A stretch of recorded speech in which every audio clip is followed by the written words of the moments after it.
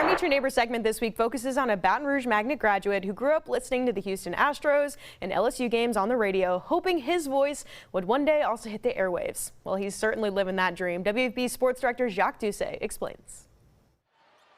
And as she falls to the ground, kicks it out to Richard at the top. Right side full Wiley, all by herself for three, nothing but net. Pull up for three, yeah, and count it. Left side. Michaela Williams around her man baseline, pulls up, 10-footer is good. That move is going to make Michaela some money in the pros one of these days. Patrick Wright is a numbers guy. She's 4 for 7, has 8 points. LSU by 8. Whether he's calling a game, LSU 67-50. or teaching in the classroom. Let's go straight to your calculator, do 30 divided by 360. I thought teaching was something that I was going to do just for a few years. Well, here we are 30 years later, I'm still teaching. Wright teaches algebra and geometry at the Dunham School as his day job, so to speak, and for the last 35 years has channeled his love for sports and LSU into being the voice of the Lady Tigers. Patrick, you're the best, you're good. So Patrick Ball.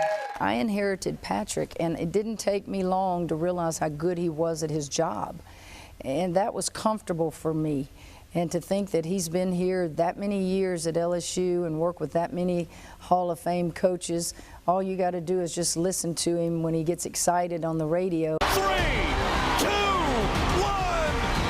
ball game is over! Your Fighting Tigers are national champions! And to know that I'm the fortunate one that he stayed and wanted to be a part of the program with the new staff. But I'm glad he got to see his first national championship. Like it's not LSU football. This is LSU women's basketball doing it, not even LSU baseball.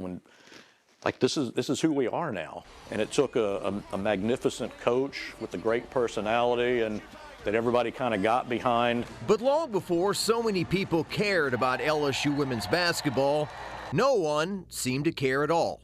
When Wright first started attending LSU in the late 1980s, the late Sue Gunner was fighting tooth and nail for any kind of respect and media coverage she could find. Wright was exactly what Gunner needed. Me and Victor Howell were the two that kind of took the lead on that. Most everybody else was kind of interested in baseball and other stuff. There was a void there. They weren't being covered, and that's what we wanted to do was to get them on the radio. There were maybe 3 or 4 games a year on our network, so we wanted to do the rest. She thought it was just the greatest idea ever, that somebody was actually going to take the time and cover the program and put it on the air.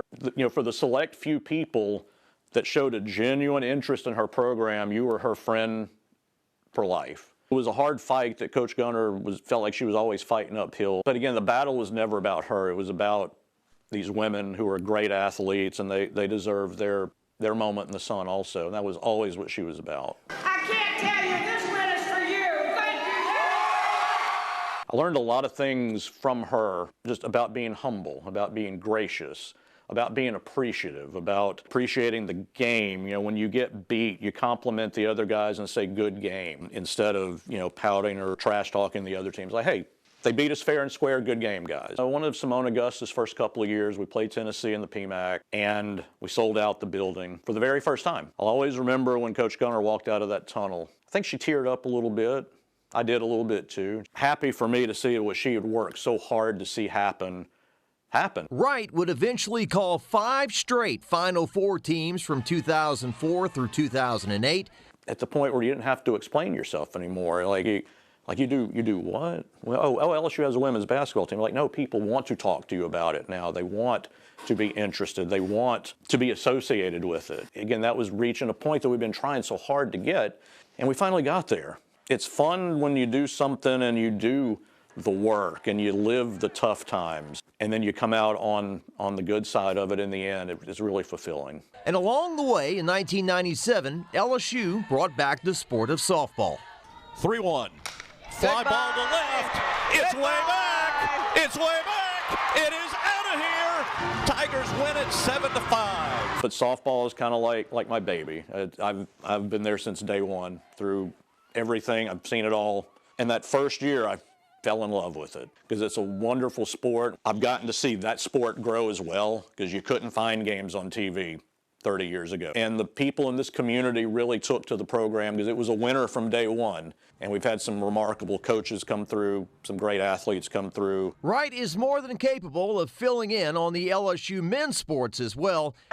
Snap back to Harris, drops deep in the pocket. They're coming at him. He's going to lob it down the field toward the end zone. It is caught for a touchdown. Traven Durrell got behind his man. And by his account, has called a total of roughly 2,500 LSU sporting events. Williams in the key, dribbling it in the lane, powers it up off the glass, and it's in for about 6. It didn't take me long to realize, hey, this is a pretty cool deal. I can say I'm the voice of women's basketball, the voice of softball for the school that I love more than anything else. For Meet Your Neighbor, I'm Jacques Doucet. All right, Jacques, thank you. Patrick Wright also introduced the Golden Band from Tigerland at halftime of the LSU football games in Tiger Stadium for nearly 30 years. So Patrick is certainly a huge part of LSU athletics.